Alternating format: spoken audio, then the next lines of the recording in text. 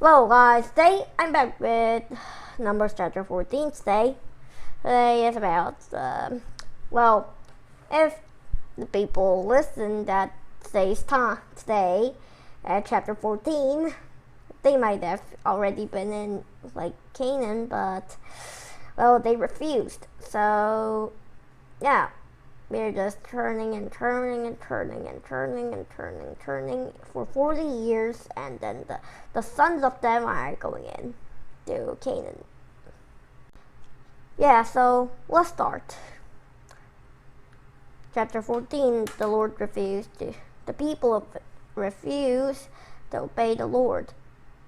That night all the members of the community raised their voices. They wept out loud. The Israelites spoke against Moses and Aaron. The whole community said to them,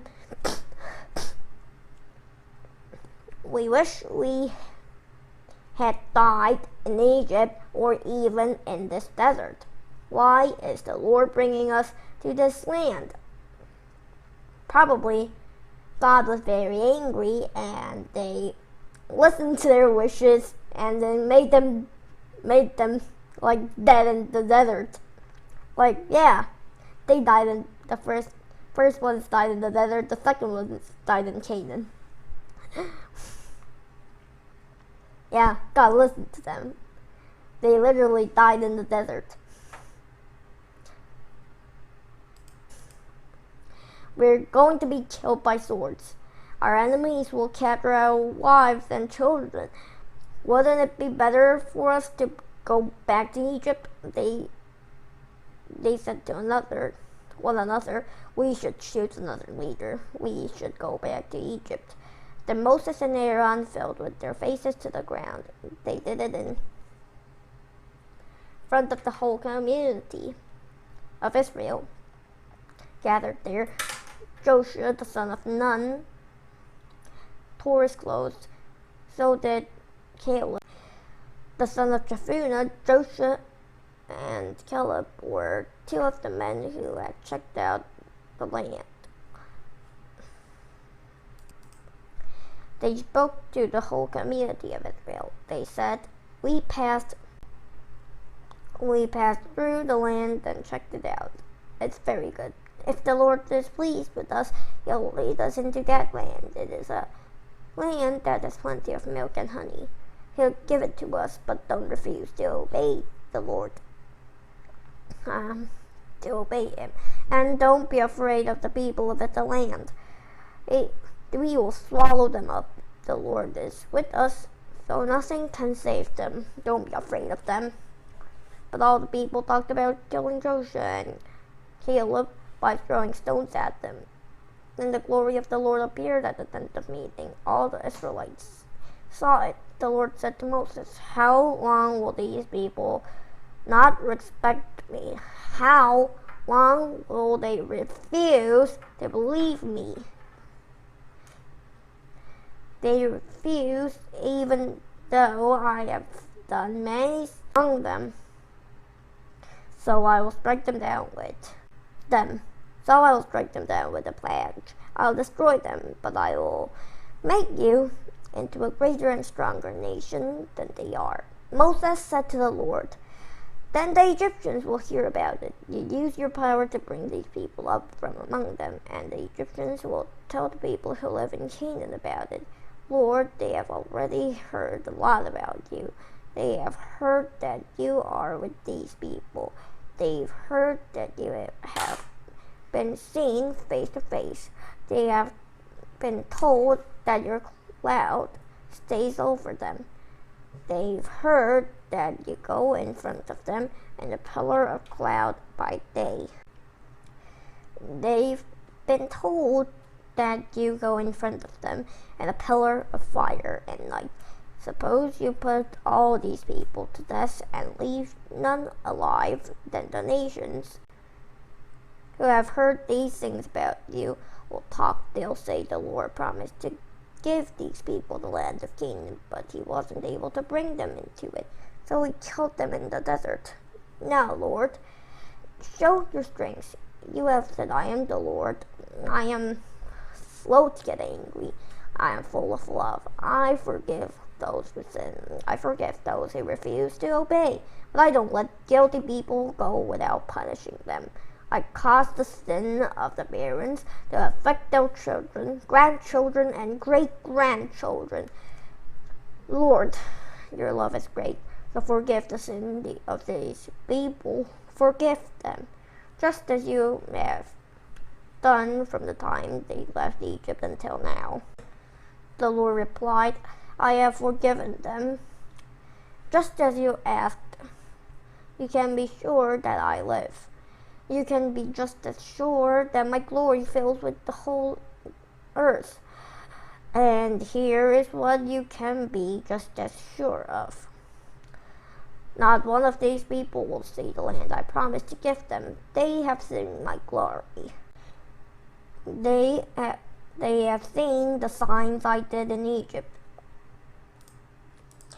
And they have seen what I did in the desert, but they did not obey me.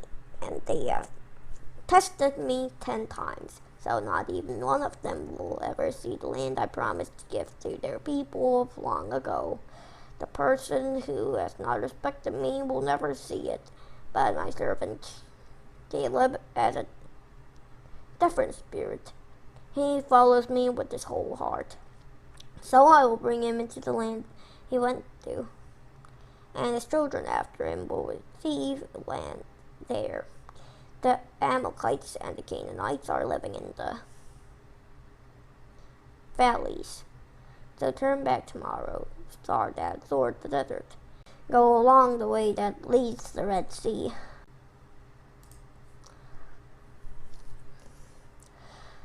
The Lord said to Moses and Aaron, how long will this evil community speak against me? I have heard these Israelites talk about how unhappy they are. So tell them, here is what I am announcing. I am the Lord. You can be sure that I live. And here is what you can be just as sure of. I will do to you the very things that I heard you say.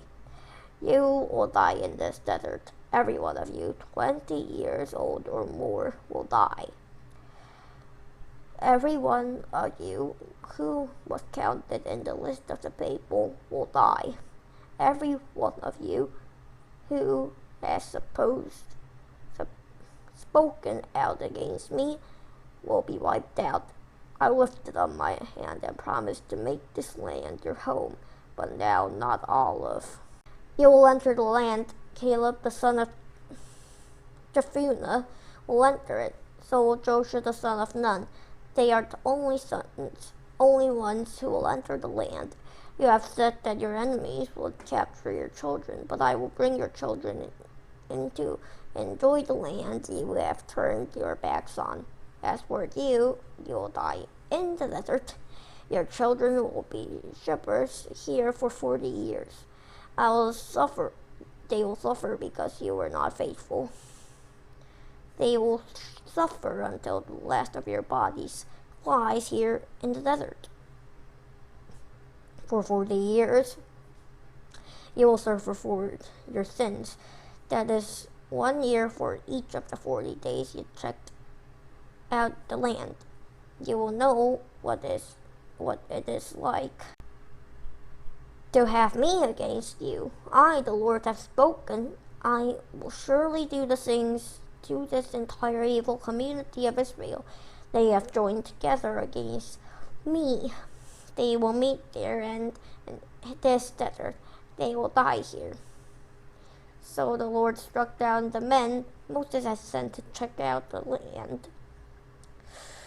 They had returned and had spread a bad report about the land, and that had made the whole community speak out against Moses. Those men were to blame for spreading the bad report. So the Lord struck them down. They died of a plague. Only 2 of the men who went to check out the land remained alive. One of them was Joshua, the son of Nun. The other one is Caleb, the son of Jephunneh. Moses reported to the Israelites what the Lord had said, and they became very sad. Early the next morning, they set out for the highest point in the hill country. "We have sinned," they said. "Now we are ready to go up to the land that the Lord promised to give us." But Moses said, "Why aren't you obeying the Lord's command? You won't succeed. So don't go up. The Lord isn't with you, and your enemies will win the battle over you. The Amalekites and the Canaanites will meet you on the field of battle. You have turned away from the Lord, so he won't be with you, and you will be killed by swords." But they won't listen. They still went up toward the highest point in the hill country. They went up even though Moses didn't move from the camp. They went even though through the ark of the Lord's covenant didn't move from the camp. Then the Amalekites and the Canaanites who lived in that hill country came down. They attacked the Israelites. They won the battle over them. They chased the Israelites all the way to Homra. And guys, we read all the books, so we have one box, but before we read the box, let's see where the people died.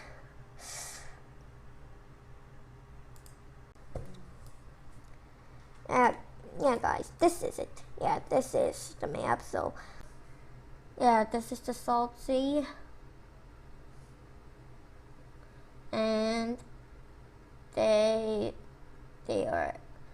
they were like chased to Homra and died, and the others are still under here, waiting until. So later, Moses did something wrong, like really a teeny tiny mistake, so he couldn't come up. So yeah, the two of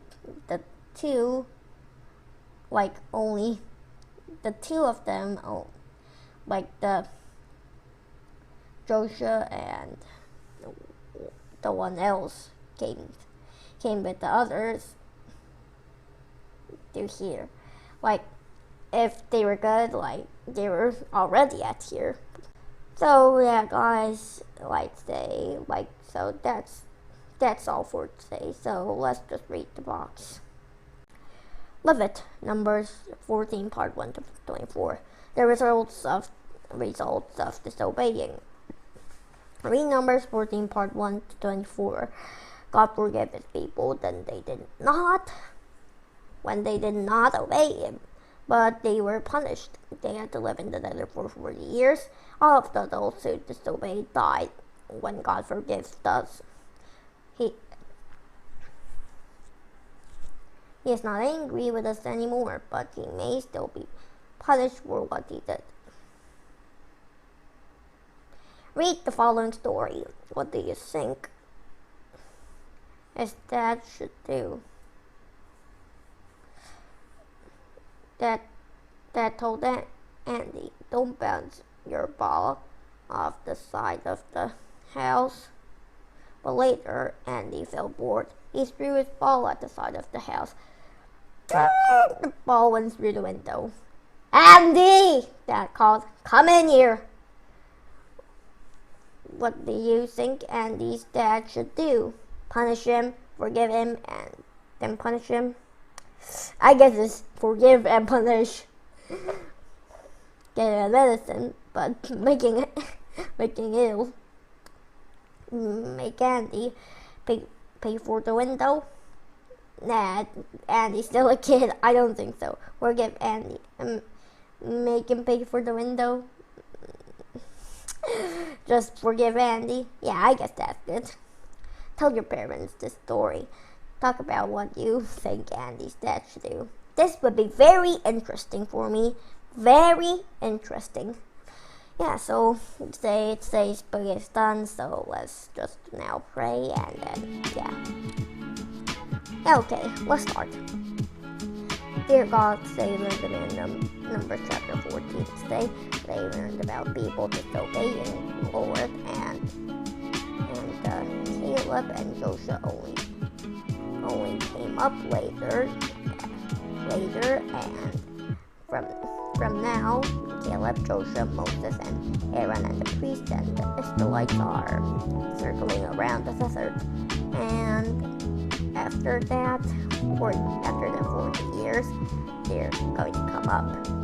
Today we learned about a good lesson today, and thanks for being with us, and we will obey you and try not to disobey. Thank you always, and amen. Yeah guys, today it's the end of the video today, so I like to say goodbye now, so we'll see you soon. See you on chapter 15.